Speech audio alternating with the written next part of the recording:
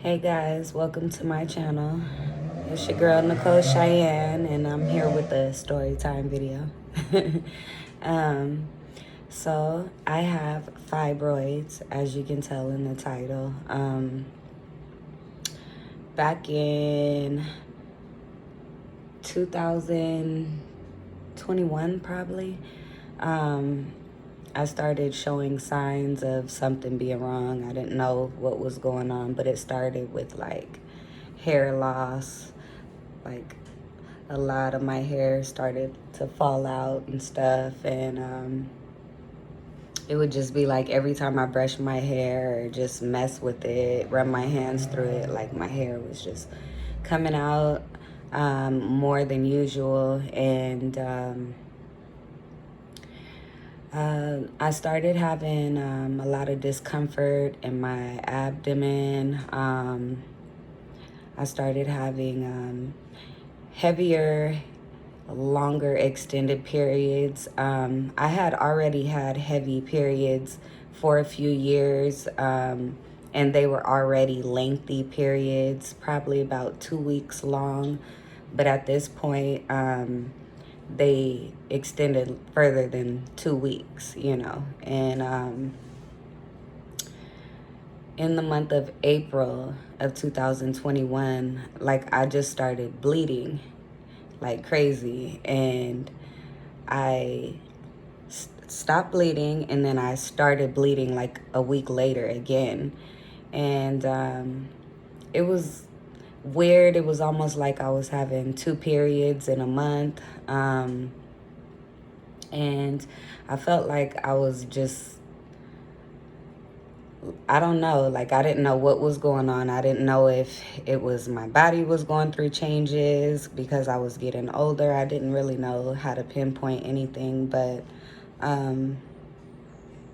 like a month prior to this happening, I had went on a trip to Vegas, and we were out riding quads in the desert, and we were hitting a lot of bumps, a lot of rocks and stuff in the ground. And so when we got home and I started to bleed heavily, I was trying to find a reason for why I may be bleeding like this. And I tried to blame it on, maybe how rough it was when I was riding quads.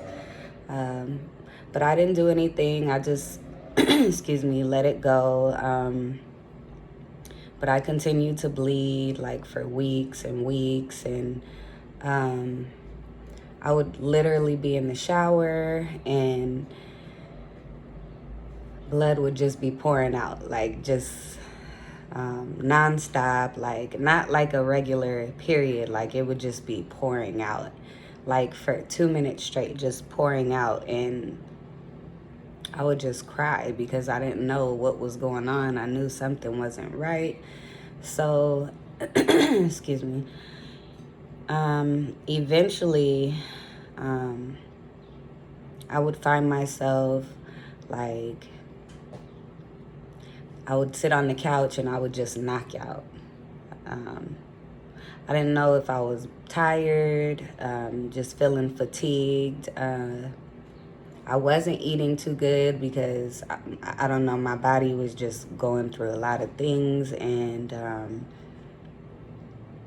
so I didn't know what was going on. I still didn't go to the doctor or anything. I was still heavily bleeding.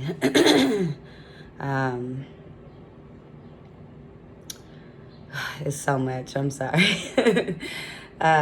So being on the couch, I was knocking out.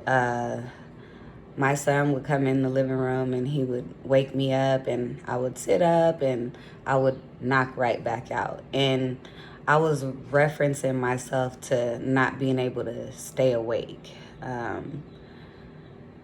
So I did that for like about a week, and it started to get really bad to where I just couldn't stay awake. Like that's how I would say what was going on, is that I just couldn't stay awake. And one night I felt like I might not wake up, the next day. And even with that, I still took a chance. I didn't go to the doctor right away. But the next morning, I had decided I was going to go to ER and see what was going on. So I got up the next morning, went to ER, and by the time I decided to take myself to the doctor, my body was in a very bad state. I had like 2% of my hemoglobin left, I guess is how you would say it. My blood was very low. I had to get blood transfusions. I was very scared. I was alone. I wasn't sure what was going on still at the time. All the doctors were like going nuts. And I didn't really understand why they were, doing all of these things. It came across like something was very wrong, and they did ultrasounds. They did a vaginal ultrasound, and it came back that I had fibroids, and they were very large. I didn't know how big they were at the time. My stomach hadn't started protruding out yet, but they were very large. And there was a moment where I needed to use the restroom, and I asked if, I can use the restroom, and they were grabbing me, trying to carry me. And I was going through a lot, so I kind of didn't want everybody like grabbing me and stuff. I was a little irritable. I didn't know what was going on. I was kind of scared. But they asked me if I was dizzy. I wasn't dizzy. They asked me if I felt like I was gonna pass out or anything. I didn't. And what they told me was my blood level was so low, or hemoglobin level was so low, that I should be in the state of a heart attack. But due to my age, that my body may be fighting, and that's why I'm still able to get up and walk and things like that. Again, I still didn't realize, how serious things were. I heard of fibroids, but I didn't look too much into it. A lot of times we don't pay attention to stuff until we go through things. So, hearing about this, I am a very curious mind, and I want to learn about things. So I started doing a lot of research, and I found out that they are growths, tumor, like a muscle growth or something like that. And I don't have the proper terminology or anything like that, so please forgive me. But, I ended up, going through a primary doctor to an OBGYN after that. And they ended up like taking me off of work, because at the time I had a job where it was a bit strenuous. I was on my feet, I was lifting, and due to what was going on, like they didn't want me lifting things, and so I had to merge into the corporate side of, my job, and, start doing light labor, work. And from there, like, I started going back and forth to the doctor a lot. I started doing I did MRIs, CAT scans, like I did all kind of things, all kind of pelvic exams. I did biopsies, like it was so many things. And during all of this stuff, like I'm still bleeding out, I'm still losing blood. They had me on iron to try to, keep my blood levels up. I was losing blood faster than what the medication could help. So they did try like birth control and stuff like that, to try to control the bleeding. I still continued to bleed. Then after this point, like, I started having pain, like my stomach started to poke out. I'm still bleeding, you know, and the doctor or OBGYN that I was seeing at the time, it seemed like every time I was going into her office, she never knew what I was there for. She was always asking me what's going on. I dealt with this doctor for, I want to say, a total of 8 months before I finally became impatient, and I called my insurance and had to complain. She continued to try to keep me on birth control pills when I was worsening with time, and I was coming to a point where I was starting to suffer. The pain got so severe due to it was constant, like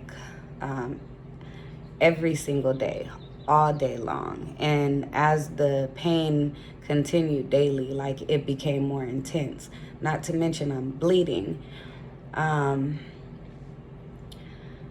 It started getting to a point where I couldn't use the restroom properly. TMI, I had to insert my fingers and try to push so that I can use the restroom.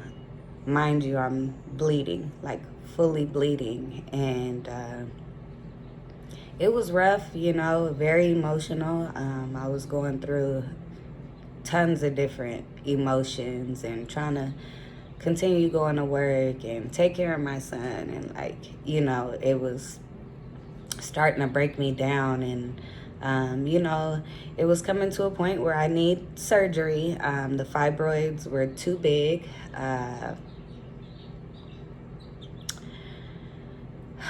I started to speak up when I would go to the doctor, and I started to ask what my options were as far as treatment goes. And she was suggesting a myomectomy, but we never like discussed multiple options. I never got a choice.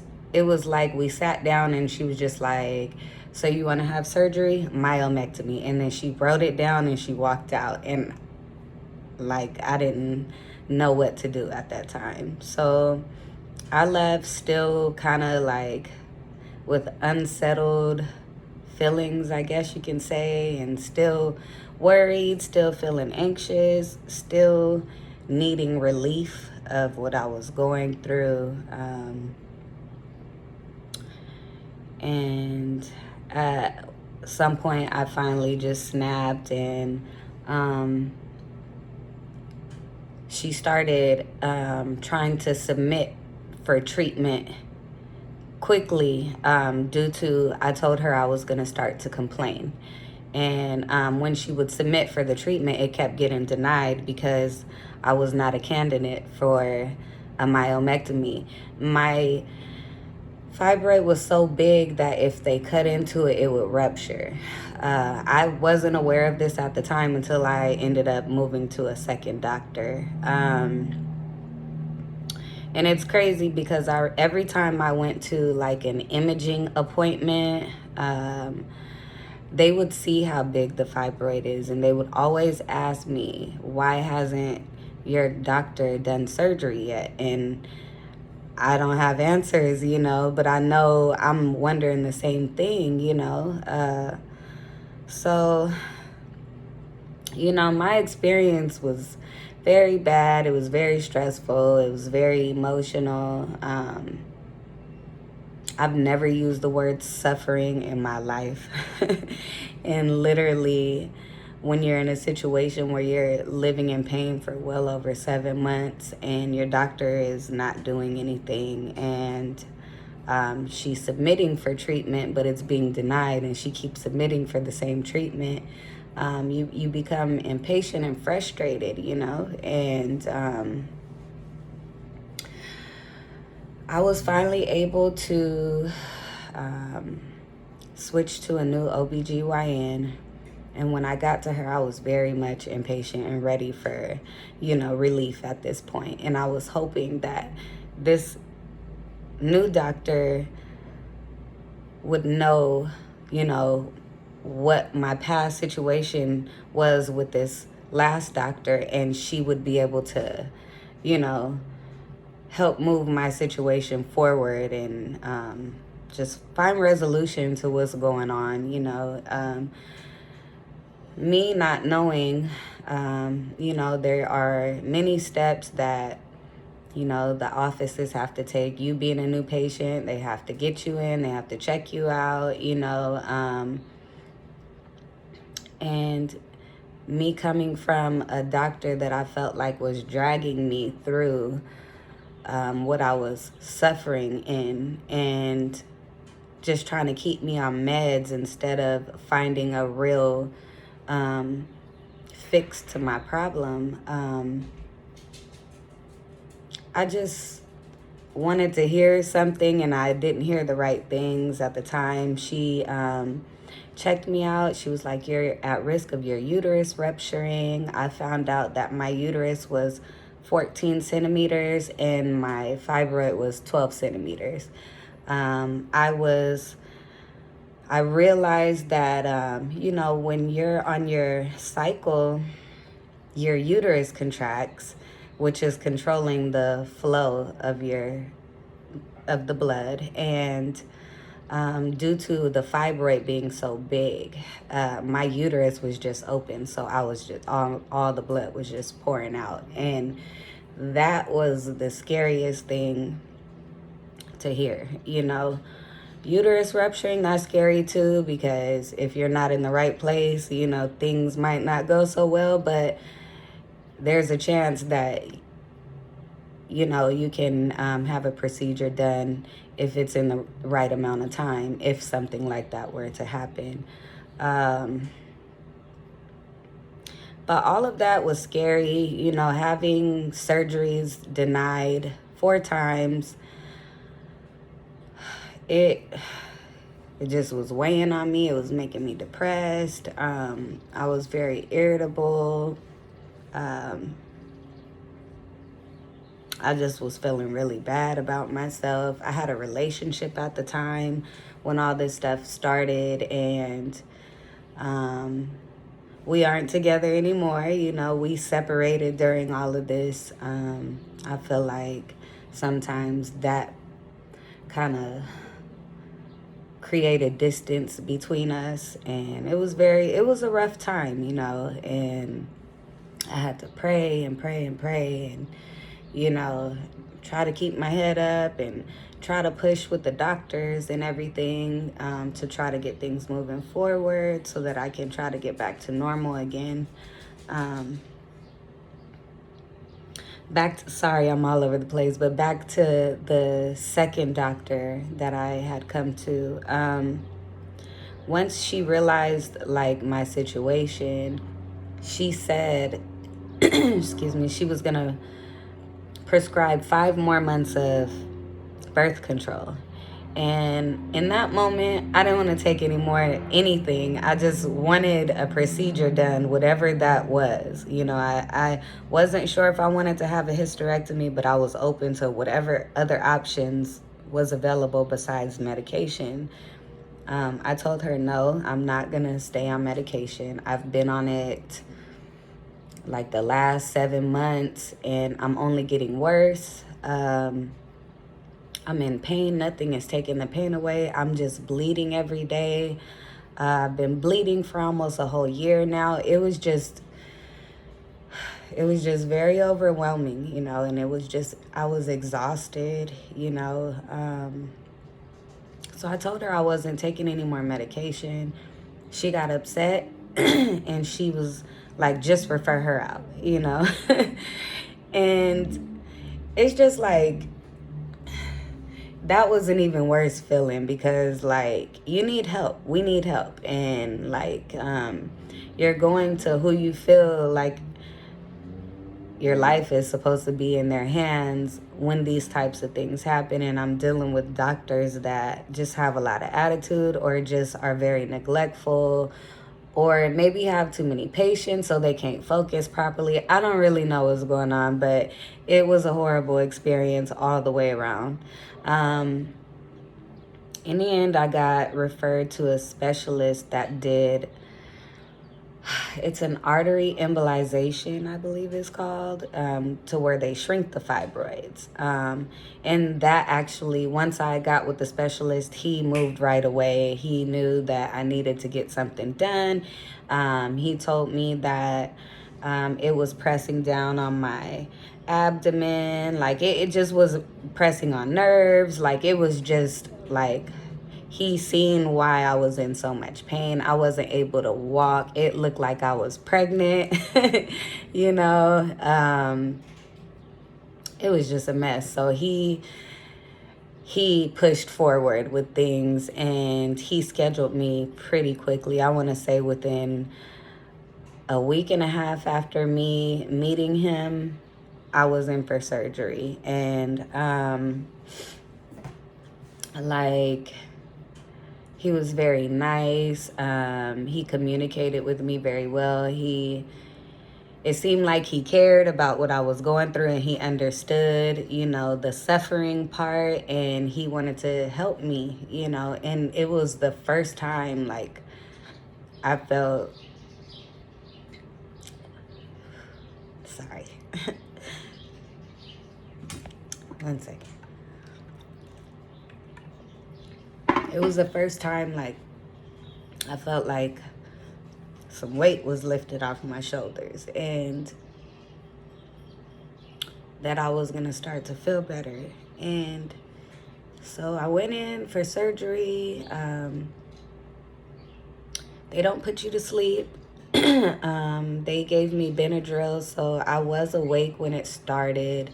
I can feel, you know, they went in through an artery in my wrist, and I can feel when they went in, and then they take, I believe it's like some form of a wire. I'm not sure what it is, but they take it all the way through and they go down.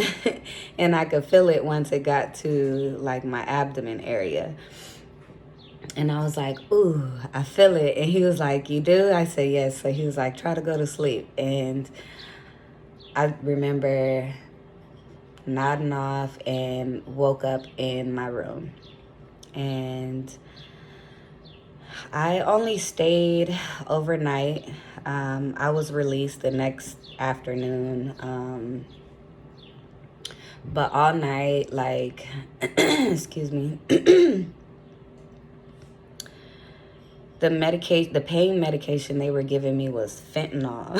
And I think, like, I didn't really realize they were giving it to me. And then when I did, it made me kind of nervous. I really don't take medication like that. I take Advil. That's all I take. And I don't, they had me with a button, like, to where I can press it at my leisure so many times an hour, I believe it was. Or maybe every 2 hours. I'm not sure what it was. But every time I would take it, I would throw up, which would cause a lot of pain.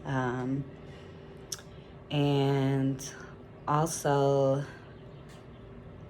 I only would take it like every 3 hours, maybe. I would hit the button because I was trying to not take the medicine, but the pain was pretty bad.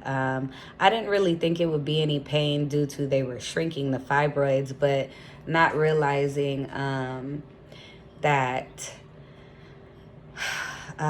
when it does start to shrink, it's taking pressure off of everything that it was pressing on, nerves or your bladder, you know, whatever it is. So, and it is painful. And then those things have to kind of adjust and get back to normal and things like that, which is another form of discomfort. But yeah, they took me off of the fentanyl because that just isn't for me. So that, due to how much they allowed me to have, which wasn't very much. They had to give me some other kind of medicine to like kind of get it out of my system, and then they started me on a new pain medication. The next day I was able to go home, and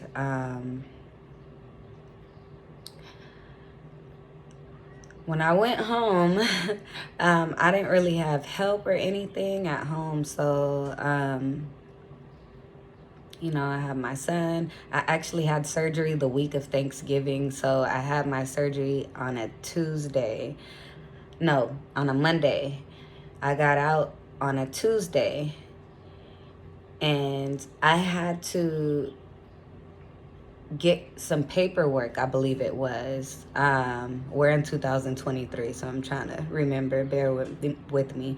But I had to pick up a paper from the OBGYN after my surgery for my job. And I didn't have anyone to go get that for me, so I drove on Wednesday, the day before Thanksgiving, to go get this paper for my job because I needed to get it to my job. It was a bad idea. Not did I only drive to the doctor, but I tried to cook Thanksgiving dinner, which was a bad idea. And I was going back and forth between sitting down and trying to prep, for the whole meal. Like I was, trying to hang in there. I was having a lot of sharp pains in my abdomen area. I was very tired, but I still did it. I don't think the meal came out the best that year, but it's okay, But I did realize like I needed to rest. Like I should not have done what I did. But me thinking I didn't get cut, I didn't get anything removed. So I didn't think like I needed to recover, I guess, in the same way if they did a more invasive type procedure. So after that, I decided I needed to slow down and try to relax and stuff, and I did. But I also, the following week, tried to go back to work. I was trying to get promoted into corporate, and I felt like I had been, working in corporate since all this had started with, the fibroids and everything, that was my opportunity to try to, merge into the office. So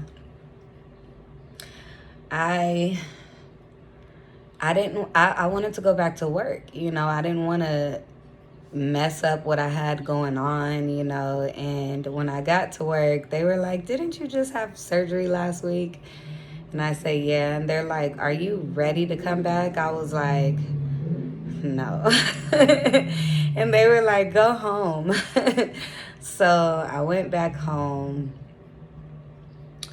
and again, I tried to relax for the week, but I called my job again, and they were like, "Nikki, just rest," and so I did. But the third week, I went back to work. And the day I came back, I got promoted into corporate. So it worked out. I wasn't off work for long at all. So I was happy about that. I just wanted to get back to normal. I felt impaired due to the fibroid because it was preventing me from walking properly, and in the office, I worked upstairs, so I was up and downstairs all the time. So I have surgery, I get through recovery, I go back to work. I am bleeding again. I was on birth control prior to having surgery, and they had me like on several pills a day, which completely stopped the bleeding. The specialist told me to stop taking the pills the day before I had surgery. I believe because I got off the pills, I started bleeding very heavily. I had my surgery the week of Thanksgiving, so that's November. So December, I bled all the way through December. I bled all the way through January. When we get to the end of January, I finally stop bleeding, but then start bleeding like a week later. But then I stopped bleeding a week or so after that. And then the next month I start having like almost like a normal cycle again. And it went from like a 5-day period 1 month to like a 7-day period. Then it went to 5 the following month, then like 9 days, then like 7 days. It was like jumping all over the place. And then it finally built back up to a 2-week cycle again. And it hadn't even been a full year yet. So like after surgery, you know, I did feel relief. My stomach shrunk. I did feel differently. I started trying to gain my weight back because due to the fibroids and stuff, it really makes me feel fatigued a lot. I don't eat very well, and I was very thin. And I am 40 years old. So I'm 5'1". I literally was like 105 pounds. I've always been kind of, you know, petite, but I've had these fibroids for several years and didn't really realize it. So I feel like, you know, I've been hindered due to, you know, these fibroids growing in me. And so after the surgery and stuff, I tried, you know, protein shakes. I started trying to eat breakfast, lunch, and dinner because I wasn't eating on a regular basis. I started working out, more so doing weightlifting, not so much cardio, you know, and I felt like I was putting on a little bit of weight, but then like at the same time, like my appetite just was not good. So I wasn't able to like eat enough to keep up with like working out. You know, it was starting to take the weight off. And I was toning up and things like that. I've always been athletic and things like that, but I didn't want to lose weight. I wasn't trying to really build muscle. I just kind of wanted to get my body back fluctuating properly, the blood flowing, you know, just to feel better and stuff like that. But I decided to, you know, pause on that because my body just still wasn't like together. So you know, I didn't go for a follow-up after my surgery because I felt like I was traumatized. I didn't want anybody touching me anymore. Like, I literally went abstinent. Like, it's about to be 2 years coming up here pretty soon because the whole situation just traumatized me. And it messed me up not just physically, but mentally as well. Like, it was definitely an experience and a life-changing experience to the point of I had to change a part of who I was because I realized like how much more I needed to value my life and my peace and, you know, just take better care of myself. Just pay attention to myself more, you know, body, mind, all of that, you know, my health, everything, you know, it's very, very important, you know.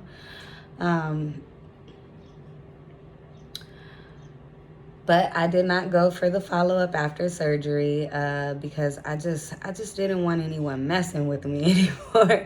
You get to a point where you feel like seeing doctors after a while is like they're picking on you. All these needles, like just blood work, just everything is just like too much. Medication, you get tired of iron. Like it's it's too much, especially for a person that doesn't take medication, or, you know, I don't really get sick, so I don't have to go to the doctor often. I go for things that I need to go for, you know.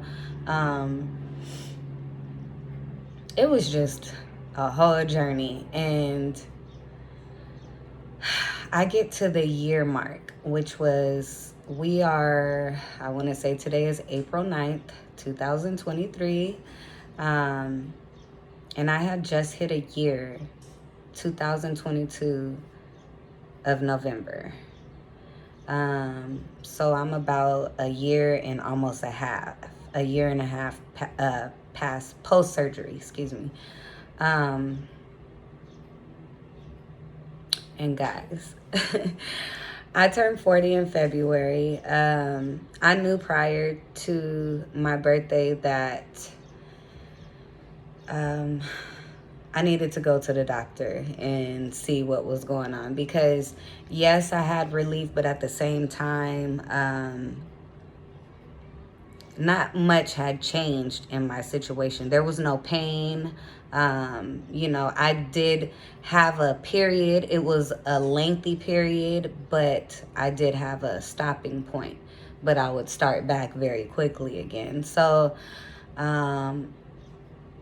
due to my birthday, I was planning a huge party, you know, turning fabulous 40 and all that good stuff. So, I just wanted my birthday party to turn out right. And, you know, I was putting a lot of money and time into it. I just wanted it to be like everything, you know, and I was going to go to the doctor, you know, after everything was over. I didn't go to the doctor right away. I waited like maybe a month after, which was last month. And when I went to my primary care doctor, they did my blood work, and they sent me right to ER to get a blood transfusion because I had lost so much blood again. I waited too long, you know, to go and find out what was going on with my body. I knew from experience of what I went through prior, that something wasn't right, and I procrastinated with taking care of myself. And I went to ER, ended up having 2 blood transfusions. They told me at this point hysterectomy is my only option, due to I have a history of bleeding out. The fibroid grew back. I did know that if I had the artery embolization procedure done, that it was a good chance that my fibroids would come back, and they did very quickly. I feel like I didn't even have any time to like get back to normal fully. You know, it immediately came right back. For me, at the time, I had a lot of people, family, the first time around, trying to tell me what procedure I needed to have. Somewhere like, you need to have a hysterectomy.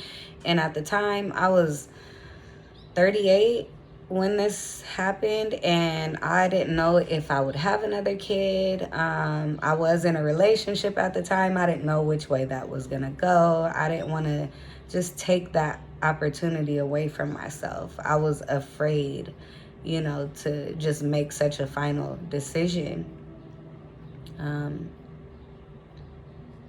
So I felt like at the time I did what was right for me. I also had the pressure of trying to be promoted into a new position, you know. It was just so much going on, and I wanted to get back to work right away. I didn't want to be cut. Like, it was a million things going through my mind. I was afraid. I was just learning about all of these things. I've never had like a major surgery before, so I was afraid. I felt like I wasn't ready for that yet. And here I am about a year and a half later, and I'm right back where I started. And sometimes I still feel like I did make the right decision to shrink them, due to what my life was at that time.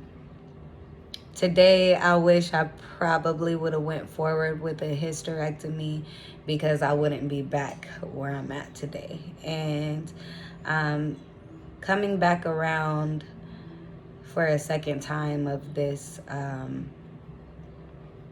it brings like anxiety, a lot of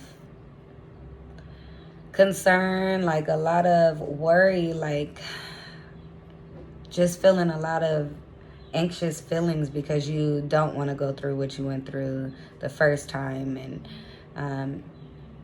this time around, I am ready to move forward with a hysterectomy. I do not want to live like this. This completely, like, excuse me, guys, takes over your whole life. It interrupts everything. If you're in a relationship, it definitely interrupts that. It gives you a lot of discomfort. Sometimes if you're having issues with bleeding, that can be an issue, you know, during intercourse. It's just a lot to go through, you know. And so I wanted to share all of that because I am sort of back at the beginning of a journey. This time I feel better prepared. This time I feel like I got ahead of the situation a little sooner than the last time. Although I ended up in ER, which is a scary thing. I do want to point out how quickly you can lose blood and you don't even realize it. And, you know, you don't want to bleed to death, you know, like you literally can bleed to death, you know, and you don't even realize it. Sometimes we get used to feeling fatigued, and it becomes a normal thing. And so you don't, when you don't do anything about it and you have no idea like what condition your body is in at the time, like sometimes things can be too late and you don't want that. So ladies, women, pay attention to yourselves. If there's any changes in your bleeding, if it becomes heavier, longer, if you start to have pain, if you start to have like bleeding in between, like if your stomach is protruding, sometimes we think it's bloating, and sometimes the doctors will not tell you that it's fibroids, because you know you have to go and actually get like imaging done so they can actually see. You can't just necessarily say it's a fibroid per se, and sometimes they're not even so big at the time to where you wouldn't even know it's a fibroid because you don't have like the bloating in your stomach and whatnot. But take care of yourselves. Go get checked. Don't be afraid to go get checked.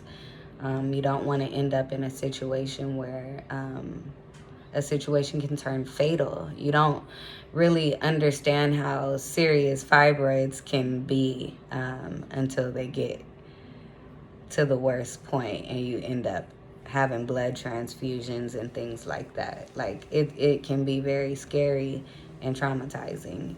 And then if you end up in situations where you have doctors that are just overbooked all the time, overworked, you know, or maybe just don't care as much about the patients, that makes your situation even more uncomfortable. You know, it becomes very unpleasant, and it's a horrible experience. So you don't want to wait until you get to a bad place with your situation, if that may be your case. So I'm gonna cut it short. Well, it's been almost an hour, honestly. So we won't say that. But I'm gonna cut it here. I will come back with another video regarding hysterectomy. I haven't spoke with my doctor yet about the options. I have signed a paper stating that I know I will no longer be able to have children. So that was a very humbling moment, you know, for me when I signed that paper. It was just like final and there's no turning back now type of thing. And that can be unsettling. It was a bit, but at the same time, like, I don't want to suffer. I don't want to keep living like this. It is a horrible, horrible experience. And I'm ready just to be happy again, be normal, like, you know, not have to call out of work due to what I'm going through physically, ending up in ER, things like that.